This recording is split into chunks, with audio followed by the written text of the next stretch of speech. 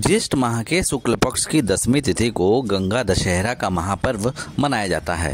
इस दिन गंगा में स्नान और पूजा के साथ दीपदान का विशेष महत्व होता है। धार्मिक मान्यताओं के अनुसार इस दिन गंगा स्नान से 10 तरह के पापों से मुक्ति मिल जाती है। इतना ही नहीं, इस दिन गंगा स्नान से पितर भी प्रसन्न होते हैं और उनका आशीर्वाद मिलता है, क्योंकि राजा सगर के पुत्रों के मोक्ष के लिए ही गंगा पृथ्वी लोक पर आई थी। इस बार गंगा दशहरा का पर्व 16 जून को मनाया जाएगा। वैदिक पंचांग के अनुसार गंगा दशहरा के दिन इस बार 4 शुभ संयोग बन रहे हैं, जो गंगा स्नान का फल 2 गुना कर देंगे। ज्योतिषियों का ऐसा मानना है कि करीब 100 साल बाद दशहरा पर ऐसा अद्भुत संयोग बन रहा है। काशी के ज्योतिषाचार्य पंडित संजय उपाध्याय ने बताया कि गंगा दशहरा के दिन हस्त नक्षत्र है और इसके अलावा सर्वात सिद्धि योग, साथ ही अमृत योग और रवि योग का अद्भुत संगम भी है। इस बार गंगा दशहरा पर मूलतः 3 संयोग शुभ बन रहे हैं।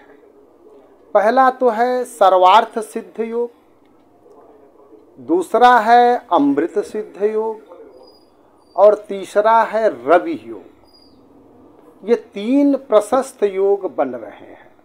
सर्वार्थ सिद्ध योग का मतलब कि हमारी सर्व मनोकामनाओं को सिद्धि देने वाली, यानी कि गंगा दशहरा के दिन अगर हम माँ गंगा की गोद में स्नान करते हैं तो हमारी संपूर्ण मनोकामनाओं की सिद्धि प्राप्त होती है।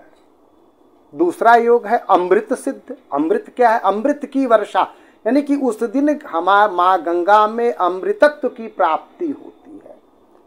जो योग जो है कभी कभी जो है 12 वर्ष या 6 वर्ष पर कुंभ और अंध्र कुंभ पर जो अमृत योग की वर्षा होती है, हम उस तरह से योग से जुड़ नहीं रहे हैं, लेकिन फिर भी कहने का तात्पर्य है कि उस गंगा माँ गंगा के पतित पावनी माँ गंगा में अमृत का योग, क्योंकि इस समय भगवान सूर्य नारायण जो है बृहस्पति के और शुक्र की राशि में है, वृष राशि में, और उसी में नारायण बृहस्पति विराजमान है।